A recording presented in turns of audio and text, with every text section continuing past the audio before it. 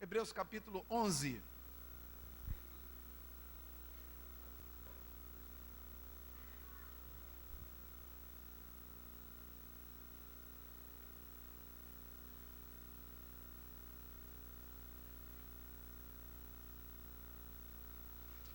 Hebreus capítulo 11, verso 30.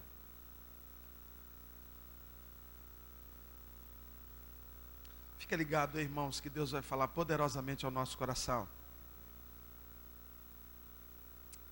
Hebreus capítulo 11, verso 30 diz: pela fé, ruíram as muralhas de Jericó, depois de rodeadas por 7 dias. Verso 31.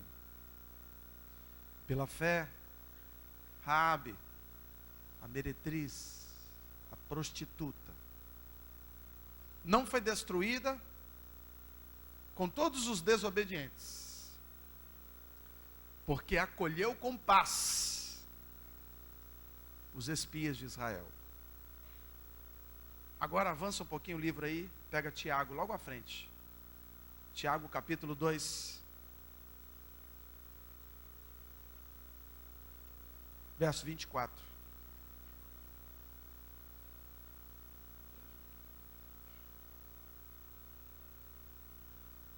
Achou? Diga amém. 2:24 de Tiago diz: verificais que uma pessoa é justificada por obras, e não somente por fé. De igual modo, não foi também justificada por obras a prostituta Raabe, quando acolheu os emissários e os fez partir por outro caminho? Agora volta lá no início da tua Bíblia. Depois do Pentateuco tem o livro de Josué. Depois dos primeiros 5 livros tem o livro de Josué. Josué capítulo 2.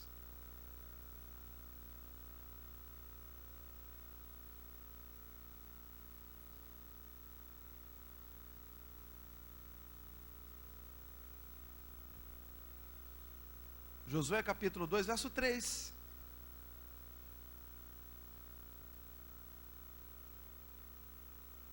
Mandou, pois, o rei de Jericó dizer a Raabe: faze sair os homens que vieram a ti e entraram na tua casa, porque vieram espiar a nossa terra. Verso 4. A mulher, porém, havia tornado escondidos os homens, os 2 homens, e disse ao rei: é verdade que os 2 homens vieram a mim, porém, eu não sabia de onde eram. Verso 8. Antes que os espias se deitassem, foi ela conversar com eles, lá no eirado, e lhes disse: bem sei que o Senhor vos deu essa terra, e que o pavor que infundis caiu sobre nós, e que todos os moradores de Jericó estão desmaiados, porque temos ouvido que o Senhor secou as águas do Mar Vermelho diante de vós, quando saías do Egito, e também o que fizestes aos 2 reis amorreus, Seom e Og, que estavam além do Jordão, os quais vocês destruíram. Ouvindo isso, desmaiou-nos o coração, e em ninguém aqui desta cidade mais há ânimo, por causa da vossa presença, porque o Senhor, o vosso Deus, é Deus em cima dos céus e embaixo da terra. Palavra do Senhor. Deixa aberta em Josué, feche seus olhos. Pai, nós te damos graças. Mais uma vez te louvamos e te glorificamos. Primeiramente porque o Senhor nos permitiu estar aqui. Aprove ao Senhor nos abençoar com tamanha bênção de estarmos na tua presença, ouvindo da tua palavra, na congregação dos santos, aqui, meu Deus, confortáveis enquanto o Senhor fala conosco. Então, Deus, muito obrigado. É um privilégio poder servir a um Deus que não está distante de nós, que está sempre próximo, um Deus Emanuel, que habita dentro de nós através do seu Espírito. Muito obrigado, papai, por tudo que o Senhor já fez por nós. Obrigado pelo que o Senhor vai fazer nesta noite. E já te agradeço por tudo que o Senhor ainda vai fazer. Porque eu sei que tudo que o Senhor faz para mim, para os meus irmãos, para essa igreja, é bênção. Porque os planos do Senhor para nós são planos de paz e de prosperidade. Peço-te, Deus, que em nome de Jesus agora, independente do lugar, seja aqui dentro do templo, do lado de fora, vendo pelo telão, ou aqueles que assistem pela internet, aonde tiver um espírito mau, Pai, e perturbando, trazendo incômodo, trazendo angústia ao coração de um crente que seja, que ele saia agora pelo poder que há no nome de Jesus. Toda dor, toda incontinência, toda angústia, sai agora em nome de Jesus.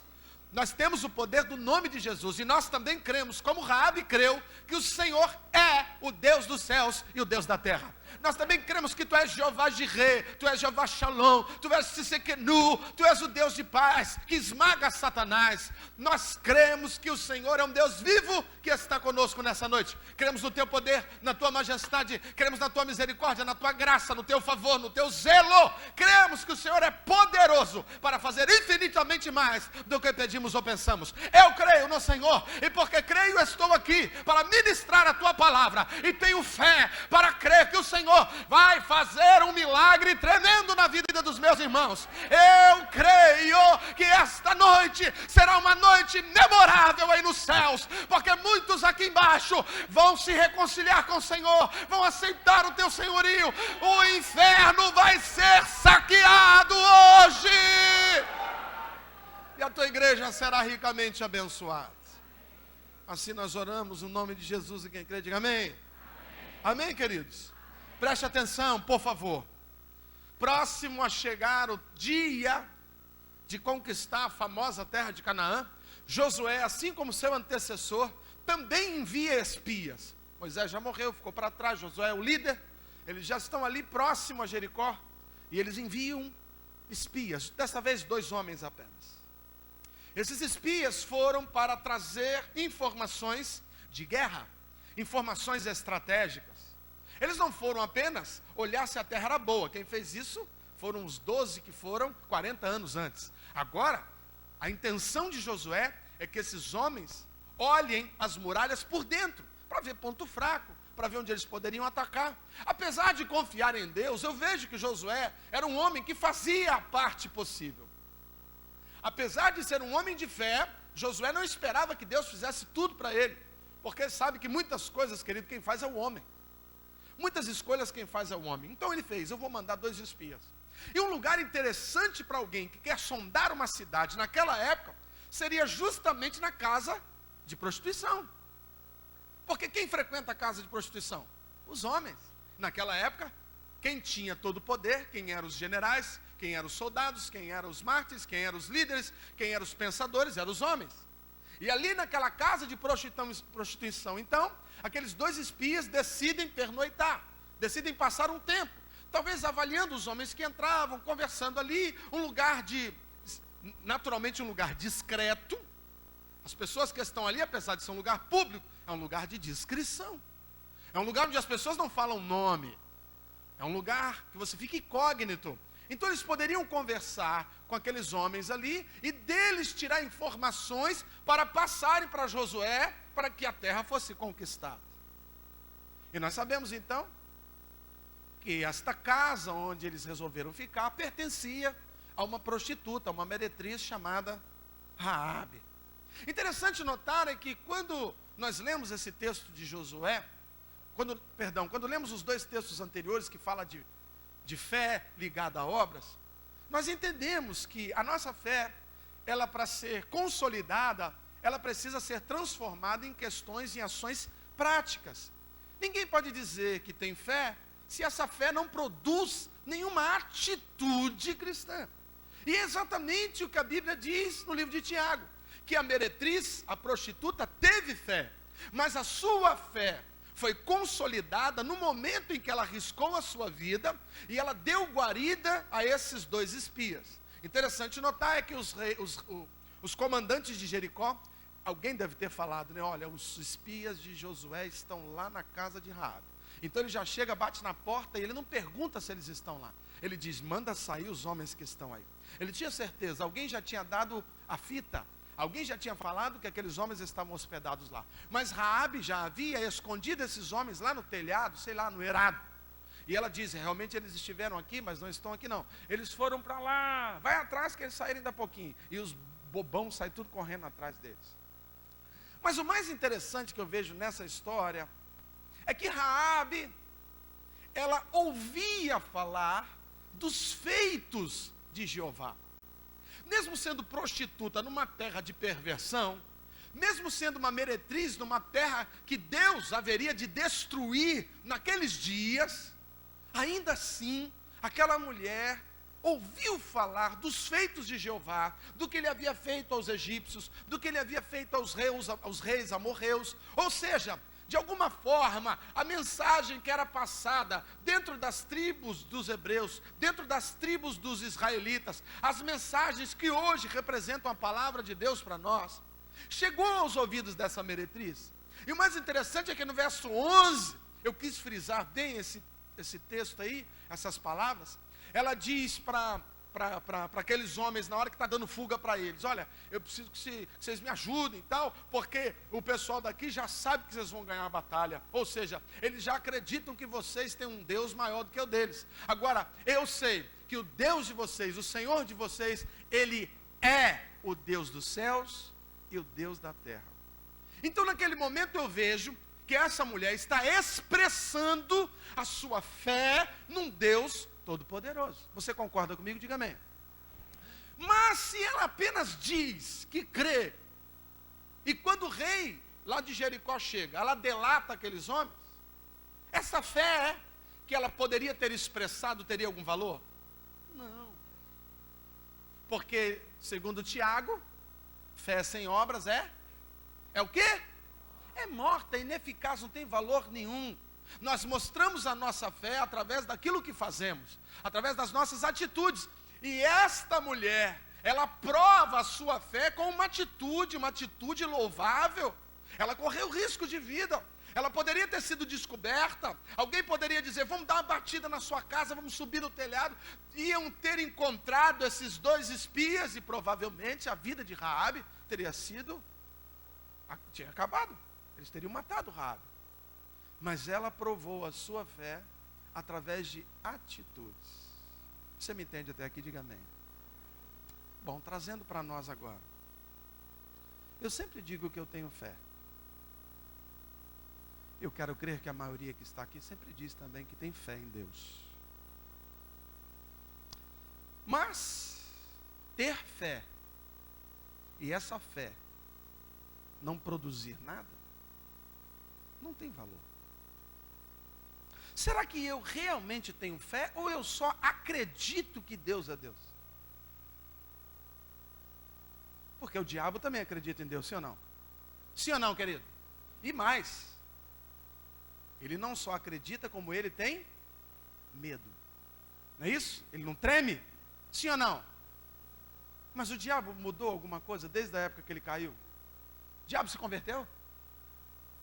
Não se converteu, não? Ficou mais fraco? Ficou menos malvado? Ele continua matando, roubando, destruindo, sim ou não? Então significa que tudo que ele sabe, o diabo conhece a palavra de Deus? Mais do que eu? Mais do que você? Mais do que a igreja inteira? A palavra de Deus converteu ele? Mas ele não tem fé? Mas ele não acredita que Deus é Deus? Sim ou não? Então repare, querido, que dizer que acredita, dizer que conhece, dizer que frequenta igreja, dizer glória a Deus e aleluia, andar com uma Bíblia debaixo do sovaco, mas não ter atitudes que demonstram essa fé, é absolutamente algo desnecessário, sem valor algum. Eu preciso demonstrar a minha fé através de atitudes. E são atitudes que essa moça chamada Raabe, apesar de ser prostituta, porque diz a palavra que ela deu guarita aos caras, provavelmente deu comida para os caras, e ela escondeu esses caras quando o rei chegou. E se você ler em casa, você vai perceber que quando os camaradas saíram ao encontro deles, depois da fortaleza, ela desceu os camaradas pela corda, e como ela morava na muralha, a muralha tinha 3 metros de largura, ela morava, o muro da casa dela dava na muralha, então ela desceu os camaradas pela janela, já do lado de fora das muralhas, e ainda deu a eles um conselho estratégico tremendo. Ela disse: se esconde naquele monte que tem ali perto, porque eles vão demorar 3 dias para poder ir e voltar. Quando eles forem e voltarem, aí vocês podem voltar lá para o lugar onde vocês estavam. porque saiu uma comitiva atrás daqueles espias. E aqueles espias obedeceram a orientação desta mulher, e por isso eles foram salvos da morte. E por isso eles chegaram lá no arraial, junto a Josué, dando todas as coordenadas que Josué precisava. Então preste atenção. Essa mulher teve uma vida de fé. Mas pastor, o que ela ganhou com isso? Poxa, se você ler em casa, você vai perceber que essa mulher, mais à frente, ela tem um casamento abençoado. Ela casa com um príncipe de Israel, chamado Salmão. Parece até cor de roupa de mulher, né? Salmão. Salmão é pai de quem? De quem? Alguém falou aí? Boaz, que foi marido de quem? E quando Ruth e Boaz tiveram um filhinho, se chamou? Como? Obed. E quando Obed teve um filhinho, chamou de quê? Paraíba? Não, Jessé. Quase. E quando Jessé teve um filhinho, chamou de quê? Então, peraí. Na árvore genealógica de Davi tem a prostituta. Sim ou não? Poxa, então olha que futuro honrado. Para quem era prostituta, agora ser mãe do rei, que eles falavam às vezes que era mãe, né? As avós, tataravós, eles chamavam de mãe. Ser prostituta num momento, e em outro momento, você ser a tataravó do rei de Israel, e mais à frente, quem era da linhagem de Davi no Novo Testamento?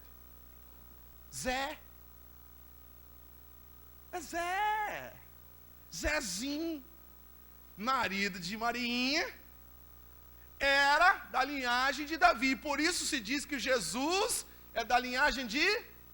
Ele não é da linhagem de Davi por Maria, ele é da linhagem de Davi por José. Ou seja, se nós temos um Deus todo-poderoso que passou por essa terra, ficou 3 anos e meio aqui, fazendo um ministério extraordinário, deixou para nós a riqueza da salvação, sabe, que purgou os nossos pecados. Se nós temos tudo isso na figura de Jesus, nós de alguma forma devemos isso um pouco, a intrepidez, a coragem de Raabe, a prostituta que demonstrou a sua fé. Amém, queridos? Você está entendendo? Diga amém. E aí, eu não sei se você tem fé.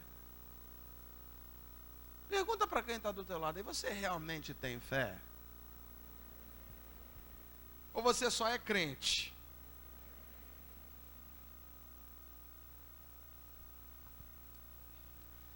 Quem demonstra fé? Esse é o título da mensagem de hoje. Quem demonstra fé? Quem realmente tem fé? Como uma pessoa de fé demonstra essa fé? E nós já vimos com o livro de Hebreus e Tiago que você não demonstra fé falando que tem fé. Você demonstra fé através de atitudes. Amém? Amém, queridos? Primeira atitude que tem uma pessoa de fé. Uma pessoa, porque ela não tinha fé antes. Ela era uma mulher lá de Jericó, talvez uma moabita, estrangeira, sei lá quem ela era. Mas depois que ela demonstra fé, ela começa a ter atitudes. São essas atitudes que eu preciso que você reflita nessa noite. Primeira atitude de quem tem fé. Quem tem fé quer mudança. Não tem como uma pessoa dizer assim, agora eu creio, e não muda. É impossível uma pessoa crer num Deus todo-poderoso e a sua justiça, os seus estatutos. É impossível uma pessoa que crê no céu e no inferno, e que entende que para você herdar os céus, você só precisa crer e buscar a sua santidade, caminhar na direção de Jesus. É impossível uma pessoa que diz que tem fé, mas que não muda. Ele era uma coisa, tem fé, continua a mesma coisa. A fé, quando ela é genuína, ela promove mudança. Você reconhece uma pessoa de fé quando você vê que ela é uma pessoa que está mudando para melhor, que ela está ficando mais santificada, que ela busca mais intimidade com Deus. A fé promove mudança em mim. Por quê? Se eu acredito, irmão, preste atenção. Tem um cachorrinho na sua casa, pequeno. E aí você fala assim para mim, não, ele não morde. Se eu acredito em você, mas ele morde. Ele é terrível, endemoniado o cachorrinho. Mas aí você está querendo pegar, me passar uma lição. E aí eu chego, vejo o cachorrinho, ele... Aí você fala para mim, se ele não morde não, o que eu vou fazer se eu acredito em você? Eu vou passar a mão, sim ou não? Sim ou não? Porque eu acreditei em você. Agora, se você diz assim, cuidado, ele é um cachorrinho bobo, aquele parece um bacê, aquele Dachshund, parece que está sempre com preguiça. Aí eu olho, já vou com a mão e você fala assim, ele morde. Se eu acredito em você, eu vou botar a mão. Por quê? Porque a minha fé nas tuas orientações promovem uma mudança nas minhas atitudes. Sim ou não? Então, querido, se você conhece parte da palavra de Deus, e o pouco que você conhece, já tem um monte de orientações de mudança de hábito, mudança de vida, mudança de pensar, mudança de querer, mudança no falar, mudança no vestir, mudança nos procedimentos, mudança no observar, mudança na língua.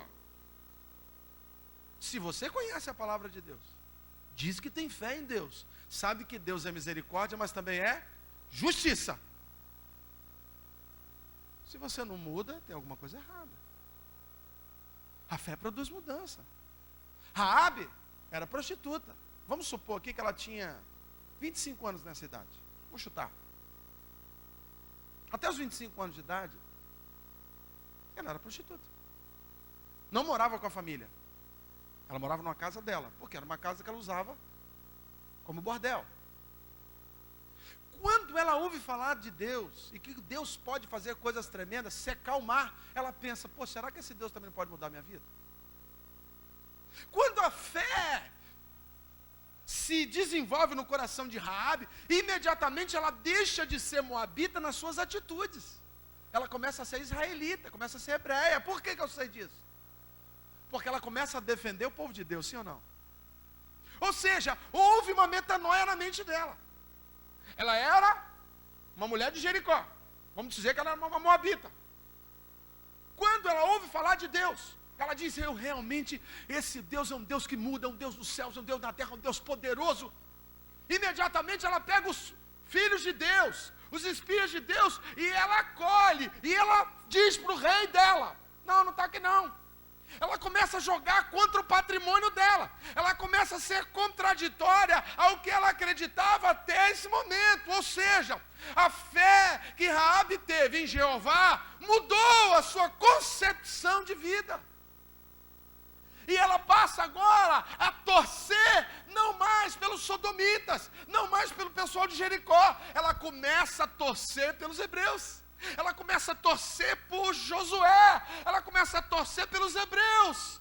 Ou seja, quando você tem fé em Deus, querido, essa fé tem que fazer uma mudança de paradigma em você, uma mudança de reino. Você deixa de temer o homem, você deixa de temer o diabo e começa a temer a Deus, porque Ele tem poder. Mas eu vejo gente que tem fé, mas não muda, e não quer mudança. Eu nasci assim, cresci assim, vou morrer assim. Vou viver assim, é o meu jeito. Eu era assim com meu pai, agora casado vou continuar sendo assim. Eu não aceitava isso, desde novo eu fazia isso, sempre fui explosivo, sempre foi isso, sempre fui brabo, sempre fui assim, não aguento comigo, ninguém entrela, ninguém... Irmão, o que é isso? Então você não tem fé. Porque o Deus que eu tenho fé, Ele transforma uma pessoa arredia num manso de coração. O Deus que eu creio pega um homem de coração empedernido, que não ama ninguém, coloca um coração de carne nele, ele fica todo amoroso. O Deus que eu conheço pega uma prostituta e transforma numa rainha, numa mulher honrada. Então, se eu creio, eu quero mudança. Ela se enjoou de viver aquela vida de perversão.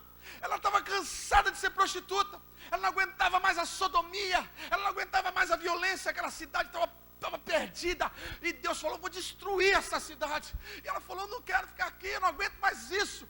Essa cidade está perdida. Eu creio agora num Deus que é diferente, um Deus que é bondoso, um Deus que cuida da sua família. Não é um Deus que fica lá do alto dando ordens, me sirvam, me dê isso, me deem tributos. Ela estava acostumada na sua cidade a um Deus que ficava pedindo tributo delas. O nosso Deus não requer tributos, querido. O nosso Deus nos dá a sua bênção. Ela falou, quero esse Deus. Eu não quero mais viver longe da minha família. Eu não quero mais viver longe dos meus pais. Eu quero ter filhos. Eu quero ter um marido. Eu não aguento mais essa vida de prostituição. Eu não aguento mais essa vida de bebedeira. É gente usando droga aqui dentro do meu bordel. Eu não quero mais isso, eu quero mudança. Então a primeira coisa, querido, que precisa ser gerado no coração de quem tem fé, é o desejo de mudança para melhor. Se tem acomodação no seu coração, preguiça, medo de mudança, em nome de Jesus, retira isso hoje e deixa Deus te mudar para melhor. Você está me entendendo? Diga amém. Então diga, quem tem fé não tem medo de mudança. Diga, quem tem fé deseja mudança. Pergunta para 2 ou 3 aí, você deseja mudança? Segunda coisa, isso é importante, presta atenção. Quem tem fé, demonstra a sua fé, pedindo ajuda.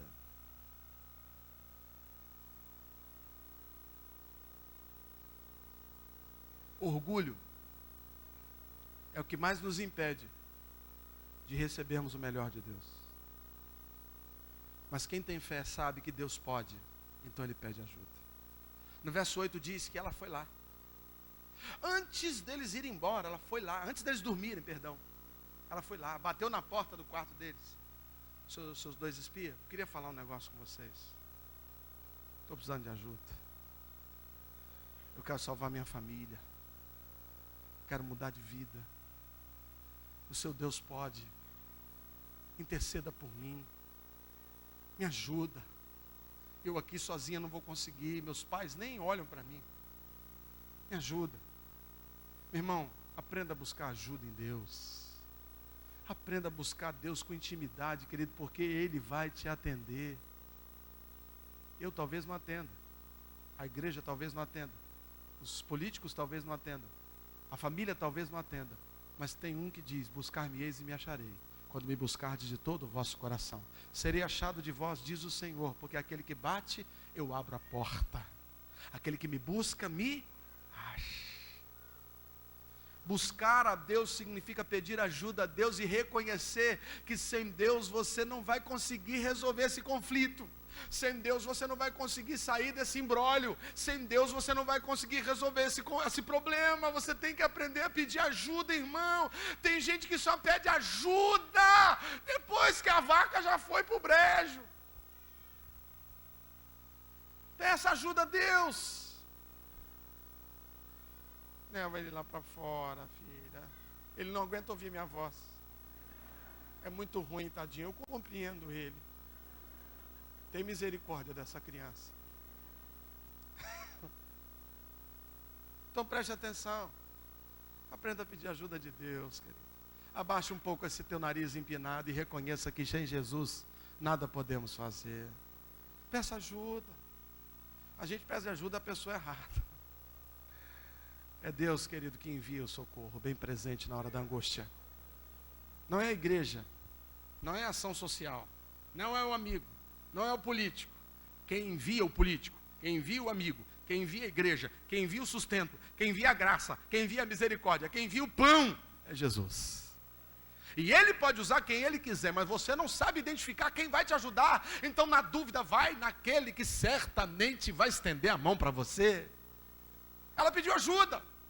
Ela falou com os caras que ela tinha acabado de conhecer, mas ela cria no Deus que eles criam. Então ela disse, sou meu irmão, preciso de ajuda, cara. Me ajuda.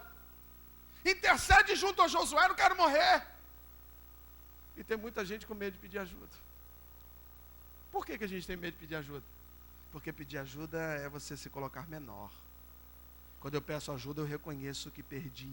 Quando eu peço ajuda, eu reconheço que não consegui. Quando eu peço ajuda, eu reconheço que fracassei. E nós não gostamos de mostrar para ninguém que a gente fracassou, que a gente errou. O mundo pode estar caindo do nosso lado, mas a gente continua com aquela cerviz endurecida, o nariz empinado, dizendo: tudo bem, tudo bem. Se não está tudo bem, querido, peça ajuda. Se não está tudo bem, peça socorro, porque Jesus é socorro bem presente. Você está entendendo? Diga amém. Fala para 2 ou 3, é precisar de ajuda. Busca Deus.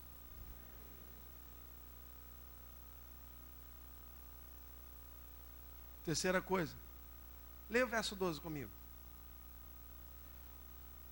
Raabe falando para os espias: agora, pois, jura-me, peço a vós, pelo Senhor, que assim como usei de misericórdia para convosco, também dela usareis para com a casa de meu, e que me dareis um sinal certo, de que conservareis a vida de meu e de minha, como também é dos meus irmãos, as minhas irmãs, com tudo o que tem, e de que livrareis a nossa vida presta atenção, quem tem fé,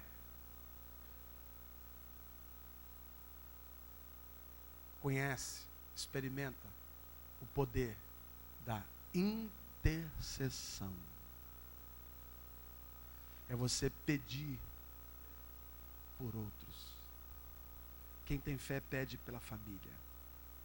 Quem tem fé sempre tem um alvo fixo na sua família. Pastor, não sossego enquanto eu e minha casa não servirmos ao Senhor. Estou orando, estou nas madrugadas, estou buscando a Deus, estou jejuando, estou em silêncio, estou no meu quarto, estou buscando a palavra. Eu não vou desistir da minha família. Interessante notar é que a relação de Raabe, vamos olhar hoje, provavelmente não seria muito boa. Imagina naquela época. Eu quero crer que a relação dela com seus pais, a relação familiar de Raabe, não era boa. Mas quando ela vê a oportunidade de salvar a sua vida, ela diz: eu quero que salve também a vida da minha família. Sim ou não? Querido, a intercessão é um chamado de quem tem fé. Quem tem fé não tem como viver vendo gente morrendo ao redor sem interceder por essas vidas. Não tem como. E o problema é que às vezes os nossos pedidos, pega lá para você ver, 90% dizem respeito à sua própria existência. Eu quero, eu preciso. Ah, pastor, mas está ligado ao meu filho. Sim, mas é porque você está sofrendo. Ah, mas está ligado ao meu marido. Sim, porque você está sendo atingido. Sabe? A gente está sempre com pedidos que dizem respeito à nossa vida. É difícil uma pessoa que ora dizendo: Senhor, como fizemos aqui nessa noite, Senhor, cuida dessa nação, porque eu já estou salvo. Jesus já me salvou, mas tem pelo menos aí 80% de homens e mulheres nessa nação que estão com o passaporte carimbado para o inferno. Então vamos orar por eles. Mas geralmente a oração é por nós. Vamos orar por nós. Vamos interceder por nós. É difícil você ver alguém orando pelo Senado brasileiro. Eu sei que tem gente querendo orar para que, sei lá, pensa em Hiroshima e Nagasaki, né? Não é essa oração que eu estou falando. É interceder para que Deus alcance essas pessoas. Eu sei que tem um síndico lá no seu prédio, ou você é síndico e tem alguém lá ou tem um vizinho lá da sua casa que você está orando. Mas é uma oração macumbeira. Leva, mata, expulsa, leva para outro lugar, faz ele falir, perder a casa, a caixa econômica tomar dele, sei lá. Não, a oração do servo que tem fé é a seguinte: eu creio na minha salvação. Pô, tem alguém do meu lado, trabalha comigo lá na recepção, lá no meu departamento, lá na minha escola, e eu sei que ele não crê em Jesus, então eu preciso pregar e interceder. Eu preciso buscar em Deus formas para que essa pessoa aceite Jesus. Ela faz uma proposta tremenda, cara. Lê em casa, você vai ver. Ela diz: eu quero que a minha família toda seja salva. E o interessante é que Josué fala para ela, beleza, vou salvar a sua família. Mas o mais interessante disso aqui, irmãos, e aqui eu vejo como Deus é sinistro nas suas colocações. Como ele consegue pegar, e já está difícil, ele vai ficar mais difícil ainda. Ele falou para ela assim, isso os espia, né? Cheio de Deus, falaram para ela assim, beleza, vou salvar seu pai, sua mãe, sua irmã, mas eu vou salvar eles, se na hora que, né, que a gente vier atacar aqui, eles estiverem morando com você, dentro da sua casa. A casa dela era o quê? Era um bordel. O que Deus estava fazendo com essa família, irmão? Estava curando, estava tratando as feridas, estava fazendo pai e filha fazerem as pazes, estava fazendo aquela discriminação, aquele afastamento, aquelas acusações caírem por terra, porque a casa dela, que era a casa de prostituição, agora é a casa da salvação. Isso é muito louco. Você tem que trazer seus pais, suas irmãs para dentro da sua casa. Aí eu fico pensando, Raabe poderia ter dito, mas meu pai não entra na minha casa tem 20 anos, 10 anos, sei lá. Meu pai não fala comigo, minha mãe nem olha para mim, minhas irmãs me acusam. Eu sou uma prostituta, eu sou uma meretriz, eu sou uma mulher do mundo. Eu sou desonrada, eu não tenho valor para essa sociedade. Eu só valho as moedas que jogam por sobre o meu corpo, aqueles homens quando saem da minha casa. E agora você está falando para eu trazer minha família para dentro da minha casa. Olha que doido, irmão. Imagine isso. Está na casa do pai, toque, toque, toque, toque. O pai abre a porta.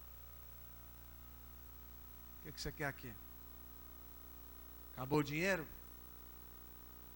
Está doente? Apanhou? Estão te perseguindo? Você está usando droga?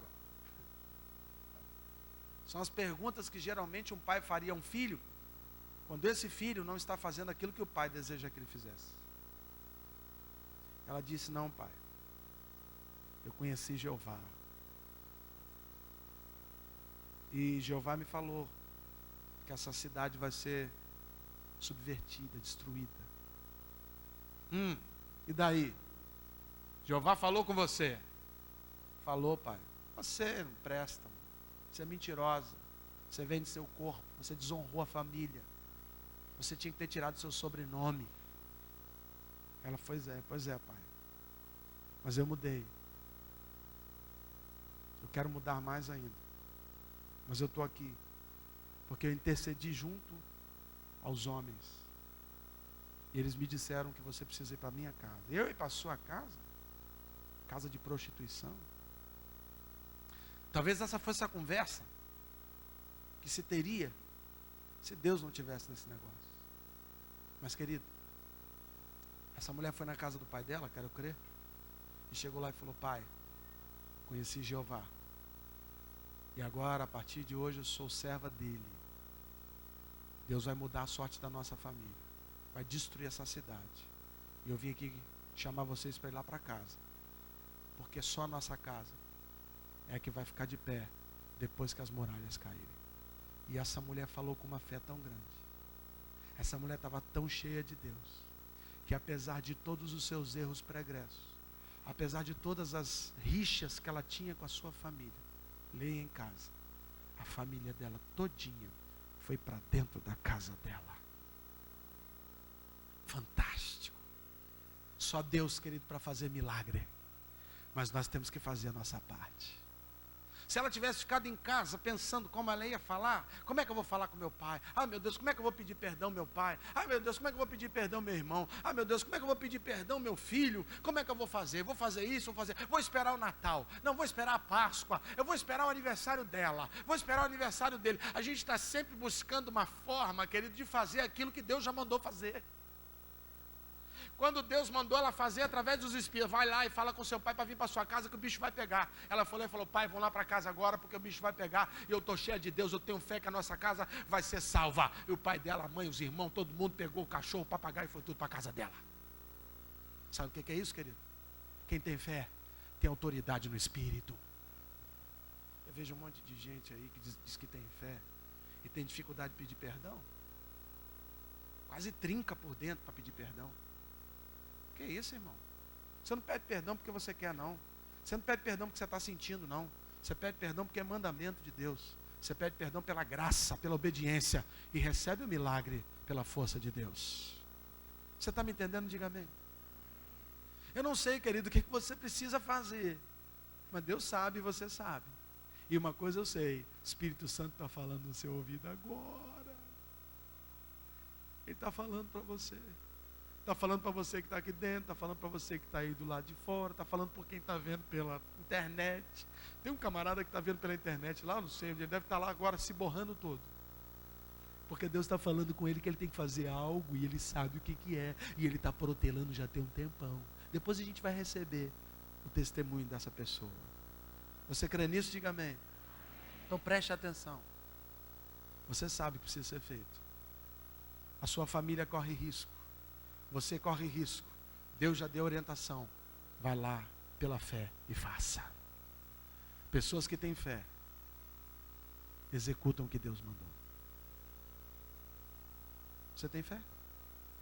Pergunta para 2 ou 3 aí. Você ainda tem fé? Você ainda acha que tem fé?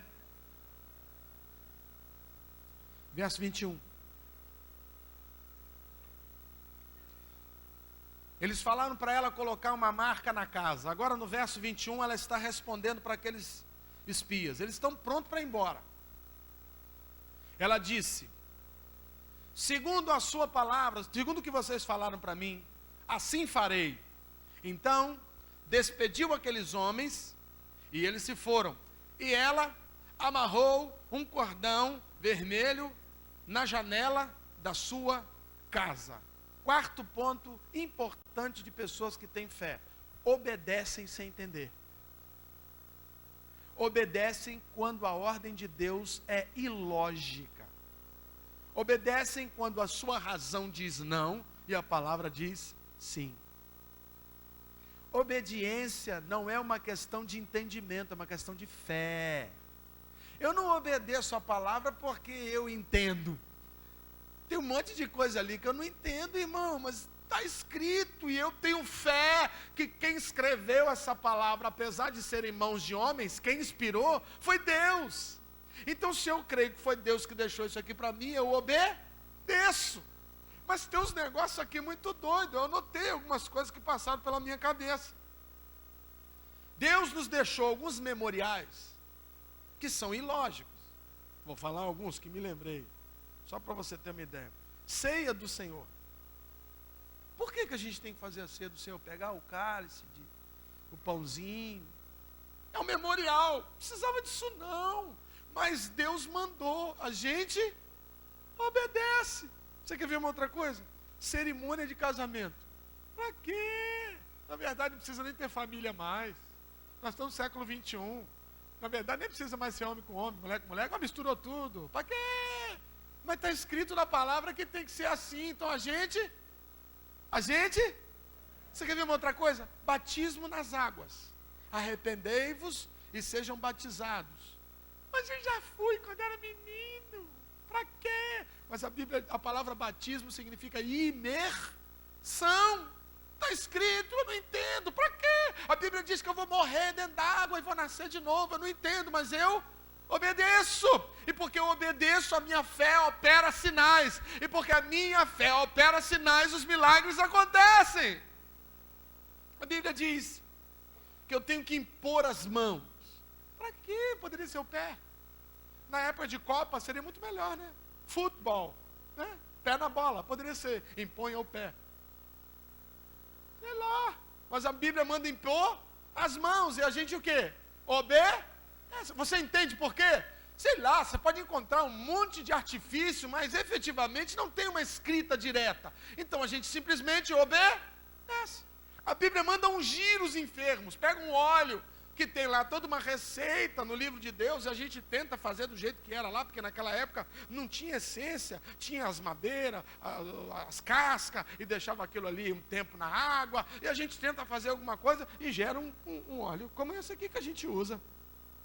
Mas por que não podia ser, sei lá, um perfume da natura? Seria muito mais cheirosa. Mas a Bíblia manda ungir com óleo. A gente não entende, mas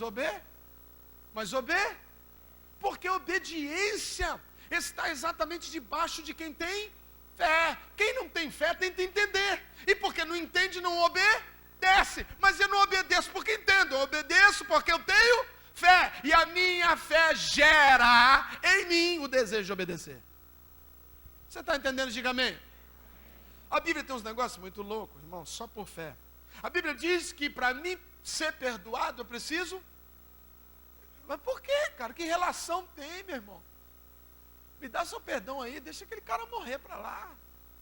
Por que eu tenho que perdoar ele para você me perdoar? E por que eu tenho que perdoar ele para Deus me perdoar? Visto que Deus já perdoou todos os pecados, besteira. Mas a Bíblia diz que na medida que eu perdoo, eu recebo perdão. E na oração que Jesus nos ensinou, diz que eu tenho que perdoar assim como tenho sido. Então eu perdoo. Por que eu perdoo? Porque eu entendi. Porque eu sou Pedro, o misericordioso. É isso? Não é nada. Eu perdoo porque A Bíblia diz que eu tenho que dar para receber. Que economista aceitaria essa expressão? Nenhum. Isso é loucura, irmão. É dando que se... Não, isso não está certo segundo a lei da física.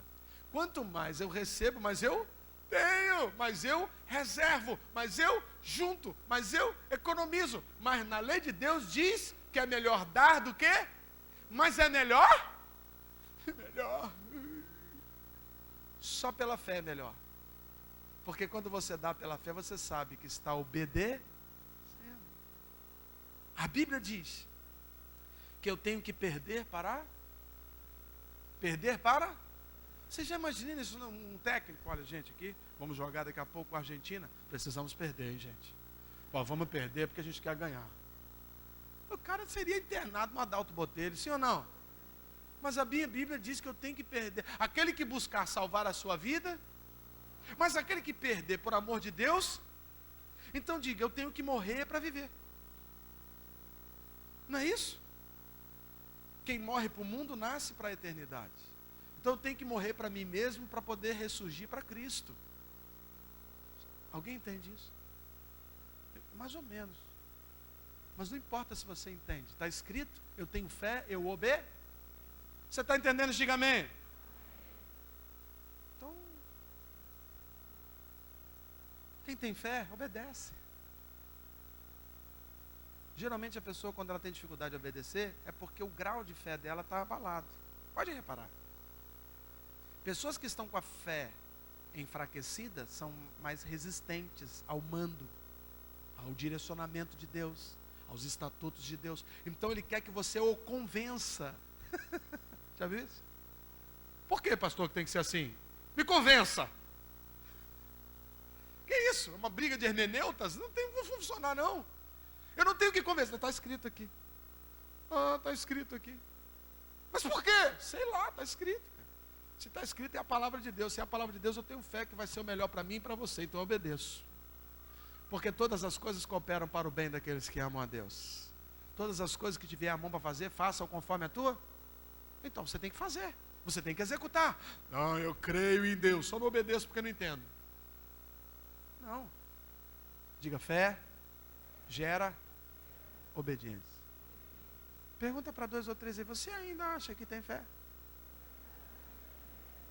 E por último, eu queria ir lá no capítulo 6, verso 21, para a gente encerrar essa noite.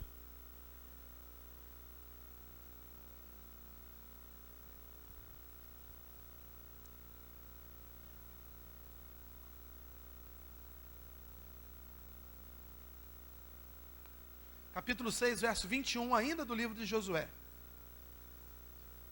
Glórias sejam dadas ao Senhor. Bendito seja o nome do Senhor. Exaltado seja o Senhor. Glorificado seja o nome de Jesus Cristo de Nazaré.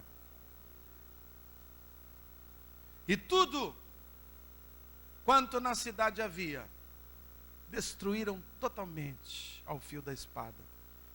Mataram homem, mulheres, menino, velho, boi, gado, miúdo, jumento.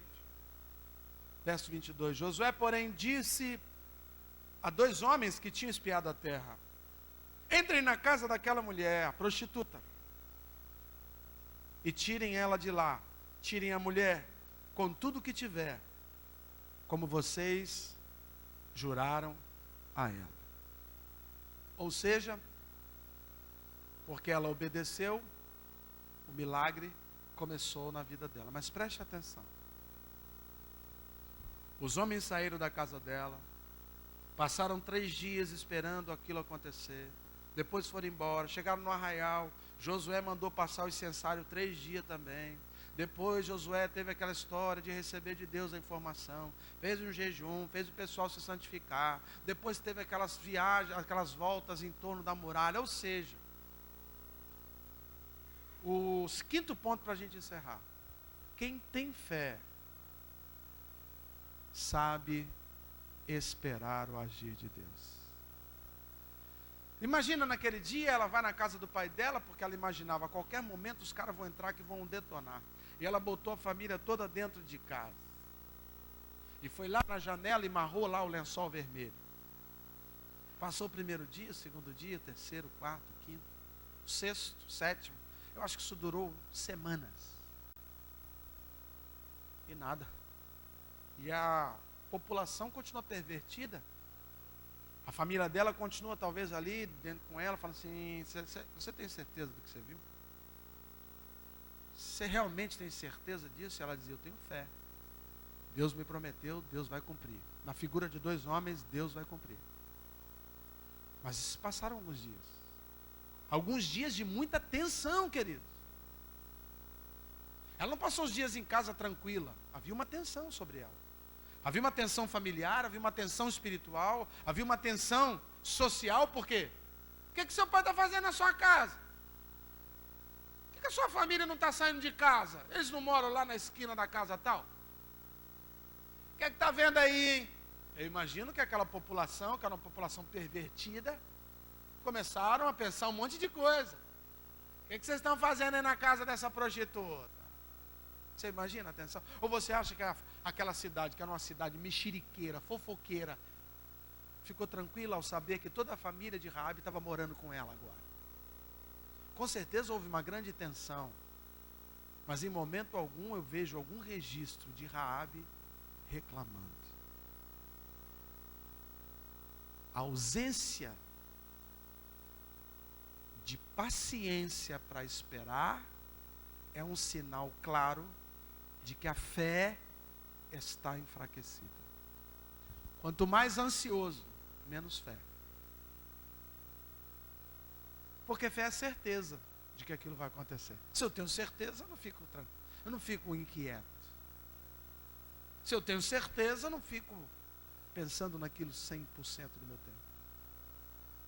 Se Deus falou para mim que vai me abençoar, eu simplesmente tomo aquilo como uma verdade e vivo por aquela verdade. Mesmo que tudo ao redor diga não, Deus disse sim, eu fico com o sim de Deus. Vamos colocar, aquelas 2 semanas que se passaram ali, entre o dia da promessa e o dia em que Jericó foi subvertida, e que finalmente os 2 espias entraram na casa de Raabe, depois de matar todo mundo, só a casa dela, inclusive interessante. Olha como Deus faz. A casa dela, segundo os editos, e por ela ter descido os homens pela janela do lado de fora da muralha, subentende-se que a casa dela ficava na muralha, sim ou não? Mas quando aqueles homens fizeram a 7ª volta do 7º dia, o que caiu? Peraí. Então caiu a muralha toda e só ficou em pé o quê? A casa dela. Olha o que Deus faz, querido. 1000 cairão ao teu lado, 10.000 à tua direita, mas você não vai ser afligido. Quando Deus tem uma promessa contigo, querido, ainda que haja um terremoto, a sua casa não será abalada.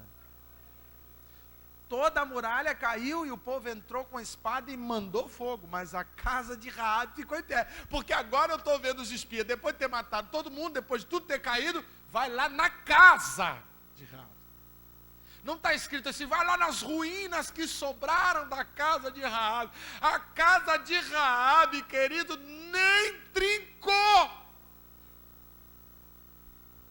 Porque havia uma promessa de Deus que tinha sido absorvida por um coração que creu nessa promessa.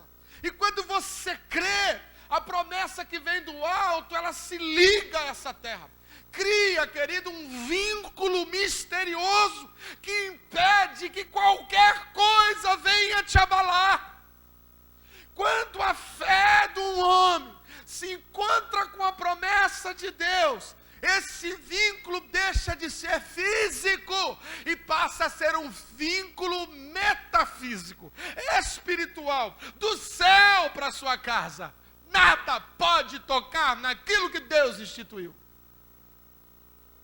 Todas as muralhas caiu, mas aquela pontinha ficou igual a torre de vigília, imagina. A muralha toda no chão é aquela casinha. E o pessoal lá dentro, ai meu Deus, ai meu Deus. E a obediência de Raabe com o negocinho lá marcado. Porque a gente pensa o seguinte, que quando aqueles espias falaram assim, coloca um lençol vermelho, um cordão, uma cordinha vermelha na janela, a gente pensa assim, os espias estão querendo identificar aquela casa para não destruir, para não matar. Mas não foi isso não. Aquela identificação não era só para os espias, era para Deus. Porque quem mandou o raio do alto não foi o homem. Quem fez a terra tremer não foi o homem, foi? Foi quem? Mas quando Deus olhou a muralha, ele falou assim, anjo, vai lá, destrói tudo. Mas tá vendo aquele negocinho vermelhinho ali? Tá vendo? Tô vendo, pequenininho, né? Aquela casinha. Casinha da luz vermelha. Agora é a casinha do cordão vermelho. Tá vendo? Tô. Aquela ali você não quebra não. Mas por quê? Porque lá dentro tem uma mulher que eu vou usar ela muito. Mas o senhor lá é um prostíbulo, hein? Pois é, aquela mesmo que eu vou usar. E deixa eu te falar, meu filho virá daquela descendência. Meu irmão, isso é forte demais. Isso é muito louco. Isso extrapola qualquer razão que eu tenha para criar um super-herói. Não tem como. Deus é Deus mesmo. Não há outro como Ele. Quando Ele estabelece, querido, se torna uma verdade, ainda que não tenha acontecido, porque Ele chama a existência até o que não existe, sabe? Eu fico pensando às vezes, quando você fala para Deus, Deus não tem jeito para mim nisso, não tem jeito para o meu casamento, não tem jeito para a minha vida, não tem jeito sim, é só você deixar uma marca de Cristo na sua vida, que o diabo não pode te tocar. Se você quiser, abra no Salmo 37. Eu já vou encerrar. Só para a gente finalizar esse tópico 5, que diz que quem tem fé espera o agir de Deus. Salmos de número 37, verso de número 7.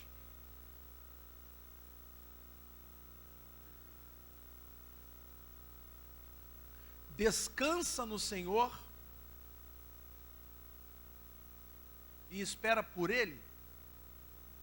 Não? Espera que Ele vai agir? Como é que está aí? Descansa no Senhor e espera. Opa! Não é por Ele. Essa palavra aqui faz toda a diferença. E o que acontece? Quem espera nele, não fique irritado por causa do homem que prospera em seu caminho. Não fique irritado por causa daqueles que levam, que executam seus planos malignos, planos maus. Mas eu quero que você preste atenção apenas nessa palavra. descansa e espera no Senhor, e não pelo Senhor. Porque quem espera pelo Senhor fica ansioso. O Senhor não está demorando, né? Ai, filho, eu estou orando aqui, mas já passou tanto tempo e o Senhor não me atendeu. Porque eu estou esperando Ele chegar para Ele fazer o milagre. Eu estou esperando Ele chegar para mim conseguir consolidar aquele desejo. Agora, quando você espera estando nele, você vive a certeza de que o milagre já foi decretado no céu e vai acontecer na sua vida. Eu quero crer que aquelas 2 semanas que Raabe passou ali, confinada dentro de casa, com a sua família, ela não esperou o milagre, ela esperou no milagre. A mente dela tinha a convicção de que quando as muralhas caíssem, a casa dela não seria atingida. Ela tinha convicção de que quando aqueles homens invadissem Jericó, a casa dela não seria atingida. Então ela não esperou pelo milagre, ela esperou estando no milagre. A mente dela estava dentro do milagre, dentro da promessa. E porque a mente dela estava dentro da promessa, dentro do milagre, passou 7 dias, 14, poderia ter passado 10 anos, 40, 100. Quem está no Senhor, espera pela fé. Agora quem espera pelo abençoador, pelo dono da quitanda que vai me dar a bênção, por aquele que prometeu e vai dar, quem espera assim se angustia. Então, querido, para de esperar pelo e espera estando no Senhor. Você está me entendendo isso? Você está me entendendo isso, querido? Pergunta para 2 ou 3, e você acha que ainda tem fé para esperar? Eu quero orar por quem quer mudança. Quero orar por quem quer mudança. Mudança de reino, não é mudança de igreja. Mudança de posicionamento, não é mudança de mulher ou de marido. Eu quero orar por quem quer mudança nos seus relacionamentos e não mudança de pessoas no seu relacionamento. Porque tem gente que acha que trocando de amigo ele vai melhorar, trocando de mulher vai melhorar, trocando de marido vai melhorar, trocando de tutor vai melhorar, trocando de igreja vai melhorar. Não. Eu quero orar por quem quer mudança interior. Para quem está disposto a demonstrar a sua fé através de obras, atitudes. Não é fazendo igreja, não. É sendo igreja. É exercitando a vida cristã piedosa onde quer que você esteja. Eu quero orar por pessoas que querem aceitar, colocar uma marca vermelha na sua vida. A marca do sangue do Cordeiro. Meu Deus. Quem está disposto a colocar essa marca e esperar nessa marca, neste sangue, neste Deus, que o milagre aconteça no tempo dele. Eu quero orar por quem quer descansar dessa tribulação de pensamentos que estão corroendo você a respeito de algo que você deseja que aconteça. Eu quero orar por quem está precisando de paz, mas que sobretudo sabe que essa paz depende de atitudes que você vai tomar em direção a Deus.